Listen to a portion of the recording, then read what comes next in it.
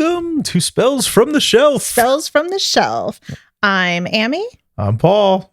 And we're here to talk about Sunrise on the Reaping. On the Reaping, which is the latest installment from the Hunger Games, the original trilogy. And then, of course, there's Songbirds and Snakes, which came out a couple of years ago. And Suzanne Collins, I think, felt like she was like, I still have more to say. So let's give you Haymitch's story. Let's go. Yeah. So prequel about Haymitch. This is Woody Harrelson's character in the movie, in case anybody hasn't read the books. And this is also her return to Scholastic Press. Yeah. So her old publisher for the initial Hunger Games. Yes. And the kind of summary behind it is, of course, if you haven't read any of them yet, but you may have, is obviously you have the Hunger Games between all the districts where they select one per district, but this was a special reaping. The quarter quells. Yes, this was the quarter quells. So there were 48. Mm-hmm. So 4 from each district instead of 2. So instead of 2, there was 4 from each district. So that's important to note. That's kind of like a summary. This is really following Haymitch and his entire point of view on everything that goes on here. And my rating for it was 5 stars. Yes, people love this book. They love the story. I'm going 3 on this one. I enjoyed this story. It was a page turner, but I'm going 3. Which is still good. Yes. Yeah, it was not bad. 3 is pretty neutral on it. And I think, my issues were, if you're familiar with the Hunger Games story or not familiar, no spoilers yet, but it's basically like this oppressive force, and that's the Capitol, right? And Snow as the figurehead of this oppressive regime. Yes. And I felt in a lot of ways it was such a formula, right? Like, we know the mechanics of the Hunger Games, and I think as a prequel, there's some stage setting for what's to come, but it felt to me very much like Suzanne Collins is now the Capitol, right? She is taking, I know, controversial statement, but like she is now the Capitol. We have an algorithm, we have the mechanics, and we're going to just drop in some new story people here. And whoa, dude, there was no warning there. You were like, yeah, I know. I'm throwing it down. Oh, damn. But like, even like, if you're just looking at the book, like it kind of fits this 350 page, margins a little bit tighter, words a little bit more spread out, like page turner aspect. So I very much feel like I'm in the formula of publishing when I was reading through it. And I think Woody Harrelson's character in the movie adds like new depth. I think it was probably easy to just kind of like, you might have been able to ignore him in the books a little bit, or just like understand his character a little bit. But he had a lot of impact and depth in the movie. But in this story, I feel like I just, reading through the book, I felt, we know, like, it kind of opens up.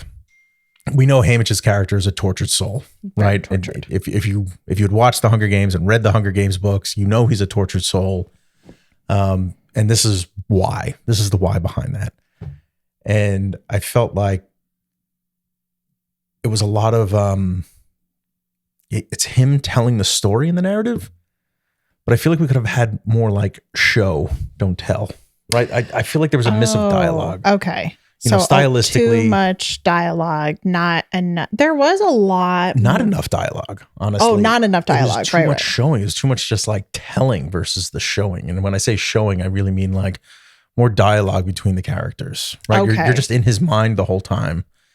And from his perspective. And I felt like dialogue might have given, or more dialogue between the characters would have helped. Like I was just like in his head too much, and maybe that's what you wanted.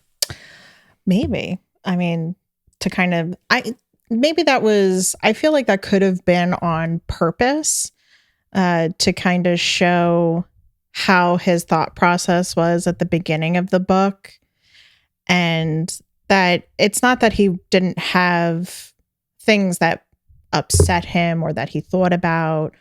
It's that as things got progressively worse for him in the reaping, it was almost like a runaway train. Mm-hmm. And I think what we saw was the dismantling of the mind like the dismantling of his mind. And maybe that, I think I could see if that was on purpose, if that's what she was looking to do, was to show the dismantling of a person's psyche. Yeah. Yeah. I feel like it would have been more impactful if there was just more dialogue, even just with the peripheral characters, right? Because it's obviously supposed to be through Haymitch's lens. Like, I think Lenore Dove could have been a more impactful character if there was a lot more conversations between them versus just like telling. Right. And the same with, I thought Effie's character was done really well because I feel like we got a lot of dialogue from Effie. We got a lot of dialogue from Effie, which I was thinking to myself, is she planning on giving us an Effie book? Interesting. Effie was one of my favorite characters in the story. I was like, everybody needs a friend like Effie or like a mentor or coach like Effie, right? Yes. Like the show must go on. Let's go. This is the game we're playing. Like, to me, Effie Trinket is a game master in this book, right? She is. Yeah. She kind of, and seeing, I mean, when you think about Effie in Hunger Games and then seeing young Effie, it totally tracks. I could easily see her character going from that same thought process. But then in Hunger Games, of course, you almost see her trip up a little bit. Like, I think it was, I forget which book in Hunger Games, because all of them kind of mesh together after a while, guys. Okay. You read a lot of books. We're in the world of Panem. You're just in the world, basically.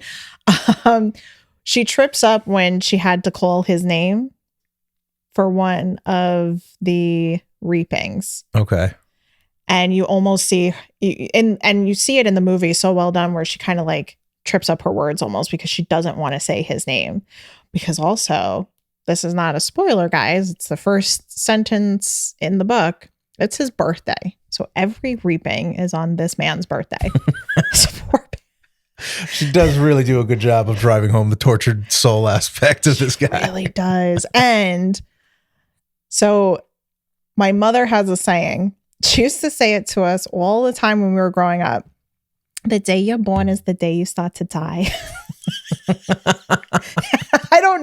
I think Haymitch is her soul person.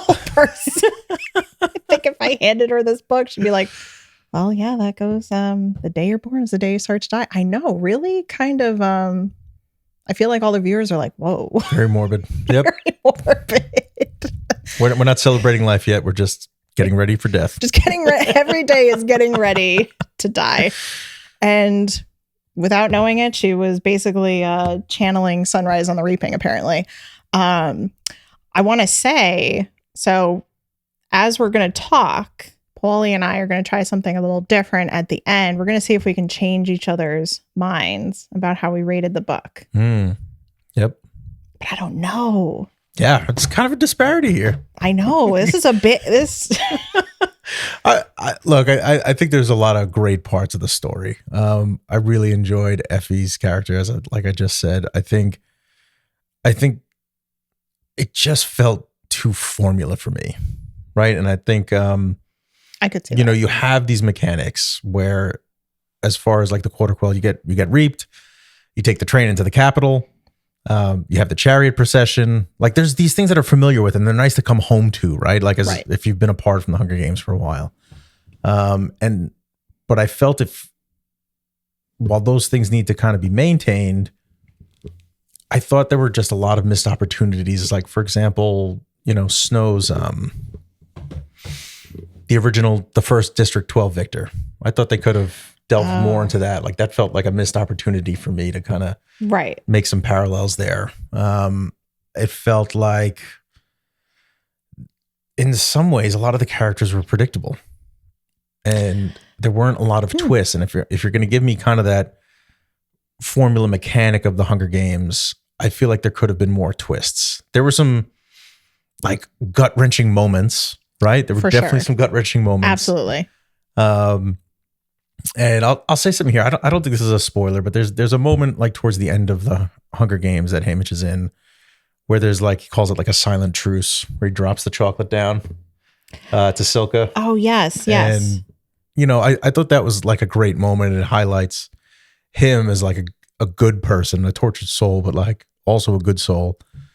But but I just felt like we didn't get enough of those twists and turns inside the games. I thought everything was very predictable, which in a book, it's fine to like in a movie, like you kind of expect some predictability.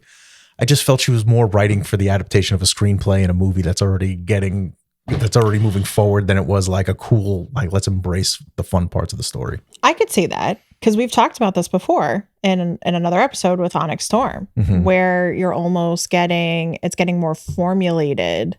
Yeah. Which is an interesting thing to discuss in the book space in general, because what is that going to mean? Because we all know Hollywood's run out of ideas, guys. That's why they keep remaking stuff. So they're going to have to get some material from somewhere. And I think it's going to start being books. Like Quicksilver. You haven't read it, but Quicksilver by Callie Hart is another one. I'm very curious to see what happens. So her book, she was an indie author. Okay. So independent authors, they do their own publishing, for all those who don't know that. But she got picked up by a traditional publisher, which shout out to anybody who does. It's a big deal. But her book is going to end up being turned into, I think, a movie or a show. I can't remember which one. So I think it'll be interesting to see how this does affect the book space in terms of, are we getting screenplay adaptations? More and more. So I could see that with Sunrise on the Reaping. I could absolutely see how the structure of it would be more so towards making it easier to. And I wonder if that's why there's so much more inner dialogue, which is interesting. Inner monologue. Yeah. Is there going to be more showing? Like, are they planning to show more when the time comes? Like for it to be a movie. That's going to be very curious. I did not see Songbirds and Snakes. I read the book, but I didn't see it. Yeah, I didn't read Songbirds and Snakes. I saw the movie, so we got the inverse there. But So I thought they did a good job. Like, Snow doesn't have a lot of redemptive qualities. No, the guy just kills children. He does. He's a big bully. He's such a bully. I just want to fight that man. Okay. This is a spoiler. Okay, I'm just going to preface this as a spoiler. One of my most frustrating scenes in Sunrise on the Reaping, where I said to myself, what a missed opportunity, is when he was sick. The milk. That was great. That was one of my favorite Haymitch moments, where he just slugs down the milk. So just so some context here, like Haymitch gets brought to Plutarch Heavensby's house, and Heavensby has milk in multiple rooms because it's like Snow's diet is buns, like rolls, like buttered rolls, or just bread rolls and milk, which is a weird What a weird thing. What a weirdo. But that's, it sticks in your head because it's so weird. Like, he's so weird. Yeah. But basically, Snow walks into the room sick and coughing, and Plutarch's like, oh, Haymitch, go fetch me the milk for Snow. And Haymitch goes and does it and just pounds it so that Snow sits there and continues to cough. And then he has to try to get milk. And here's the thing. He's left alone with Snow for a very small amount of time. And in my head, see, here's where I immediately went. I kept saying to the book, break the bottle of the glass and just stab him. Let's go. Come on. You're already having a terrible time of it. You're going to save a lot of lives here. I felt like and I know that that's not the point of Sunrise on the Reaping, because then it's a prequel. So we all know you have to have all of this in order to get to the Hunger Games. But man, was I mad at him. Yeah, like slip some slip some broken glass into the milk so he drinks a shard of glass. Something. Final Destination, that thing. Okay? Just, either Final Destination it, or just take that milk glass, smash it on a table somewhere, and just stab him. He's in a weakened state. Come on. Yeah. Snow doesn't have to die, right? It's a prequel. We know he doesn't die. Right. Oh, it was I really wanted that to happen. Because I felt like, but it goes to the fact that I think I forget that these are kids. Yeah. And they're not going to think I'm an adult. I'm going to apparently think of that. Choke them out right now. if fight or flight is I'm going to choose fight.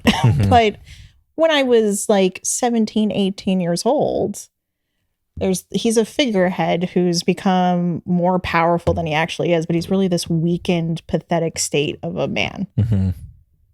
Yeah. And I feel like that's what she kept consistent in all the books, is that he is this weak, pathetic man, but he holds this like enormous amount of power. Yeah. What do we say? Beauty in the eye of the beholder, but it's really powers in the eye of the beholder also. Right. Like it's just, you allow this reality to be asserted upon you. And he's just a man like everybody else. He's just a regular man. He bleeds the same color that all of us do. And there was a missed opportunity to make him bleed. and it's, you know, I guess to her credit, Suzanne Collins' credit, like it does set up like this irony, like you mentioned, it was a missed opportunity, right? It makes that to me has some impact, right? It's like, well, I'm just gonna it was so adolescent in its rebuke, right? Like, I'm gonna drink all the milk, no milk for him, right? You know, it's like something siblings do to each other versus this is the man that's gonna kill like everybody I love. You know, it really is like it's such like. I mean, it was very. It was a correct amount of petty. I will say that I very much enjoy Haymitch's petty side. And I can see how it became more and more so as we see him in Hunger Games then, where he just and I think the other interesting part is getting to see that there was even a rebellion then. I was wondering that.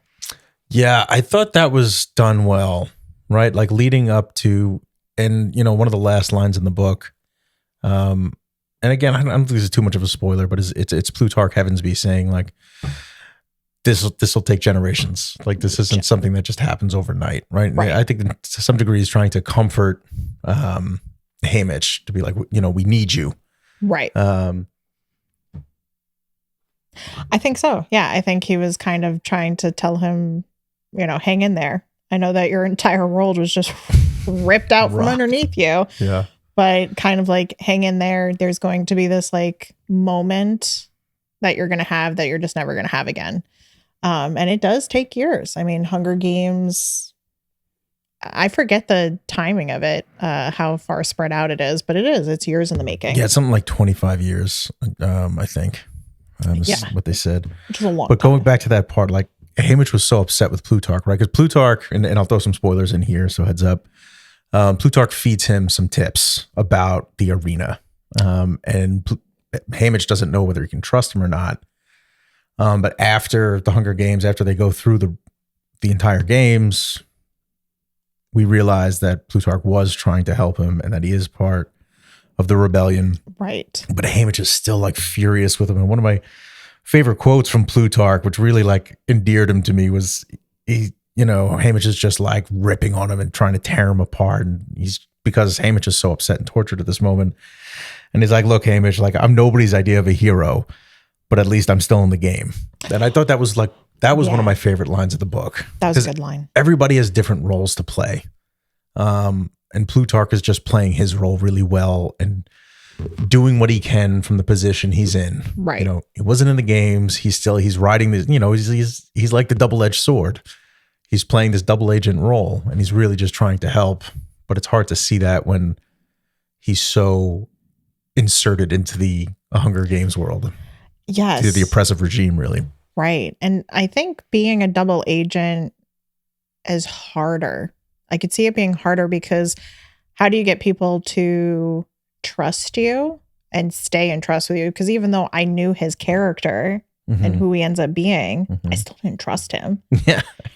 Because it's like, well, you don't know because it's his earlier self too, right? It's his like earlier self. Was there going to be something that changes him over into the one that we know? Right? I wasn't sure. I was like, okay, is there like a defining moment that's going to happen in this book that's going to like kind of tip the scales? But I think we're always made to be, which I did like that she did. She keeps you ambiguous about his character because it's sometimes you think he's just in it for himself, which maybe that's how you be a double agent, being in it for yourself, but also the overarching theme of what you're trying to accomplish. Yeah. give it the old Heavensby spin. Yeah. Like Haymitch. I mean, it was so funny. Yeah, there's just like some great characters, right? Like this, There is Effie, Plutarch, they all come back and they're all very much alive. And it's great to have those familiar characters back. I feel like they kind of bridge you to the world. Yes, they do. I loved Maisley. I think that's how you say her name. Yeah, Maisley or Maisley. Yes. Yeah, I don't. I loved her. I loved her sass, and she was just so sarcastic. She was great. She was definitely one of the highlights of the story. And what we got from her, and this goes to my point around dialogue, right? The show don't tell. We got so much of that sass, and we became so endeared to Maisley's character because she of the dialogue there. Like the dialogue just had so much impact for us to like that character and really feel for when she was dying. Oh yeah, that was hard. I mean, yeah, I could see that because even though we say, okay, this is a spoiler, when the squirrel incident happens. That was a pretty nasty scene. That went on for a lot longer than I thought it was going to go on for. That was written well. And this is what I'm talking about when it comes to reading versus watching. I can't put a pillow in front of my face and pretend that it's not happening. I can't be like, no, I can't see the screen, so it's not. No, you're just reading. Your imagination makes it worse. Oh, imagination makes it worse. Are you scared of squirrels ever since then? No, I hate squirrels. I know you do. Oh God, it's like a family trait. I bought a BB gun to like shoot at the squirrels and like blew out my neighbor's car windows. Dude, you and squirrels. I hate squirrels. Oh my God. So I was like, this is the perfect, like I was like, they are the perfect, nasty, like tree rat creature. Oh my God. It was quite the scene.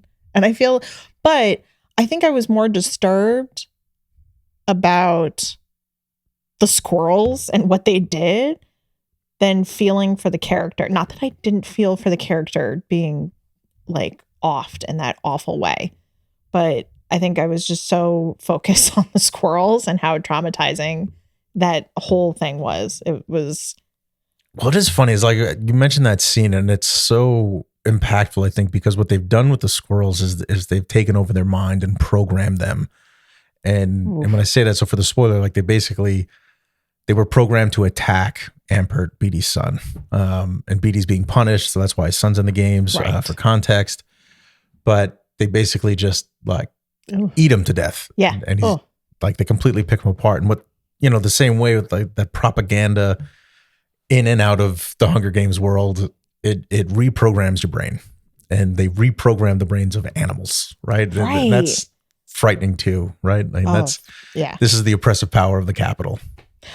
I mean, the reprogramming of the brain. So you get a piece of it in Hunger Games, obviously, with PETA, where they tried to reprogram his brain, and you do get a piece of it in this book. And that was an interesting mirror of it, where they tried to replace an entire person and make them someone, and then make everybody believe that this was, even though I think this is the scary part about the message of propaganda is like everybody believed that this was this person, even though they all watched them be unalived by the chariots. Like you all saw that, right? Like, I mean, we were all there. I'm pretty sure I was sitting in my comfy bed, but we were all there when it happened. So how everybody was like, oh yeah, this is a new, not except for obviously those in the raping didn't believe it, but that was creepy. Yeah. How they just kind of replaced the character. So spoiler piece there. What happens is Luella dies in the chariots. She gets thrown and it's just chaos during the inauguration procession, like the inaugural procession, the opening ceremony. And they put in this replacement.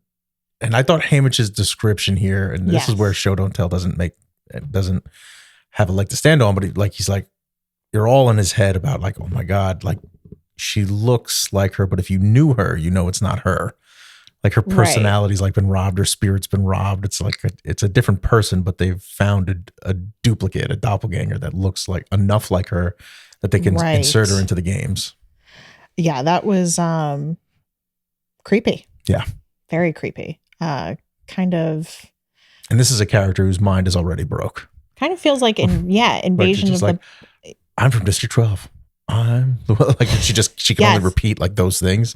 And if she has like a breakout of thought, she gets like buzzed in the head because the Capitol has like this thing inside of her head.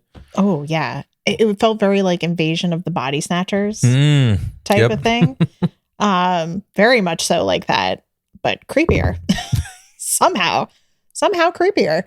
Shout out to Suzanne Collins for all of our nightmares. But what was a favorite part of the book and a least favorite part?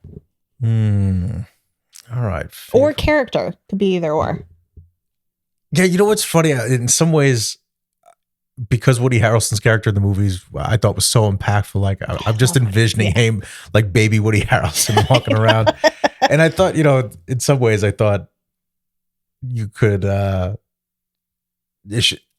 wish she collaborated more with Woody Harrelson on the character, which makes no sense for an author to do, right? It's the movie adaptation. But I was like, I bet Woody Harrelson would have helped write this, give some better dialogue to this character. I could see that.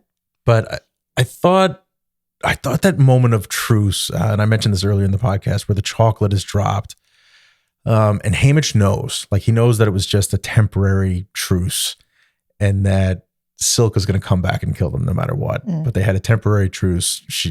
They know the location where everybody is, and they have to get through the games, and there has to be more death. So I thought like kind of that recognition, and that I thought that scene was done really well.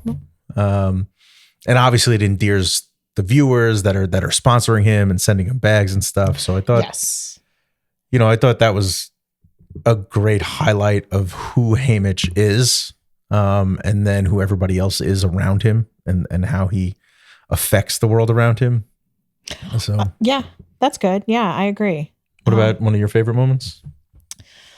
Oh, I think one of my favorite moments was after the chariot incident. This is a spoiler, where he brings her body to where Snow can see it more clearly, and then slow claps. I was like, yeah, that's like, you saw these moments of like, yeah, that's Haymitch. Like, that's him. And I feel like he almost grew into that character as we went, like really grew into it. And my least favorite part was, for some reason, stupidly not thinking that obviously I know that he wins the games. That's not a spoiler, guys. If you get Haymitch is in the Hunger Games, this is just a prequel. So we know that he wins it. I guess I just kind of expected him to win outside of the games, if that makes sense. And I didn't think about the tortured soul aspect I think I just blacked it out. I think I was like, nah, he's going to be fine. He's going to be fine. And I kept doing that to myself. I was kind of, I don't know. I kind of felt like I was always getting, I don't know. I felt wronged by Suzanne in that moment. There's no happy endings in the Hunger Games. No. I don't know why I felt so wronged either. Because like I said, I should know better. Yeah, that part, I thought that was done well. Like, where we're going to keep Haymitch alive as the victor, and we're going to destroy everything he loves around him. Like, that's a paradigm that works well and drives home thematically around like, let's create the tortured soul. My least favorite part of the book was she beat us over the head with the Edgar Allan Poe Raven poem. That did get a little. It got to be so much that it was like you and I both said earlier, like before we started recording, we started skipping it. I did because first of all, I know you knew the poem probably before this. I knew the poem before this, so I know the poem, and I mean, you're already depressed reading. I don't need to be that like Edgar Allan Poe depressed. Yeah. I think that's what started happening, because Edgar Allan Poe is depressing. Brilliant. Absolutely brilliant. I'm wearing a shirt that says Edgar Allan Poe on it. He's a brilliant man. Depressed. Tortured soul. The poem made sense. It made sense to put in there, right? Edgar Allan Poe was a tortured character. Yes. His wife died. They moved around. She had Edgar Allan Poe's wife had tuberculosis, and so like they kept trying to like save her, and she ends up dying anyway. So I thought the tortured soul mirror worked really well. What I didn't like was, I feel like if she was going to do that, it might have been better if it was just a couple lines versus like whole parts. If she did right? like it was pieces, like big chunks of the poem, where I feel like we could have just had like lines of it written. Oh, that would have been cool, because thinking back, I'm wondering if she picked up the pace of placing the poem like closer together as we got closer to the end. Yeah. If she was, because I do think, as you said, that she was trying to create this mirror between Edgar Allan Poe and Haymitch's character. And I wonder if every time we got the poem, because now I'm thinking back, I don't know if it kept getting closer together, as if like it was almost like a countdown. But if she had done lines, not to tell any author how to do their job, it's going to sound like I'm telling them how to do their job. Easy to review from this side. Yeah, it's easy. It's easy. But if we both skipped reading it, then like it wasn't done as well as it could have been, right? Like we both skipped it. I did, because if you know it too, you don't need to keep reading it over and over. Like I know it. And it didn't take anything away from me doing that. It's not like I kind of understood, like, okay, there's something like impactful about this. Got it. But yeah, if she had done like line by line, that would have been interesting. Or if it had gotten bigger with the lines, it would have been like a really. But now I'm kind of curious, and I'm going to go back after this, and I'm going to check to see. Yeah, it if became it was like closer together. Yeah. Yeah, it became meta for me, right? Like we got the mirror tortured souls. I was like, I'm being tortured by continually having to read so much Edgar Allan Poe. We were breaking the third wall with torture. Stop it. Oh my God. It's like, it's very Eugene O'Neill, Long Day's Journey into Night. Where they're all let's go. Let's bring the depression. When they're all sitting in the same room and he keeps describing it over and over and over again. Yeah. It's like, okay, Eugene O'Neill. But that's kind of like, I think that's a good idea of what both of us took away from this. Did anything change about your rating on it from talking about it? No, I think you bring up some great points. For me, it was still the formula that bothered me the most, and not enough like twists. The story was fun. I'm going to remember the story. I love Haymitch's character, whether Woody Harrelson's involved or not. Right. And it was a fun story, and everybody likes a page turner, right? But like, let's not forget, we're fighting against the Capitol, and to me, Suzanne Collins was still the Capitol here. Oh my goodness, I still can't believe that. You were just like, drop that bomb. I'm just like, I'm over here like, whoa. Yeah, no. I didn't change I'm still going to go with 5 stars. All right. Because it definitely, I loved the Hunger Games. I want to rewatch them. Yeah, I would say that too. It's nice to see both the visual after you've read. And yes. And a fun little kind of comment to make is these are great film adaptations. Mm-hmm. I haven't seen Songbirds and Snakes yet, but you did. Mm-hmm. They're great film adaptations. So if you ever want to read and watch The Hunger Games, very well done. And they're already doing the lineup for the cast, and they're already doing a fantastic job. Yeah. But yeah, this was another good book on our list. We're just rocking and rolling. Thank you all for joining us. Yeah.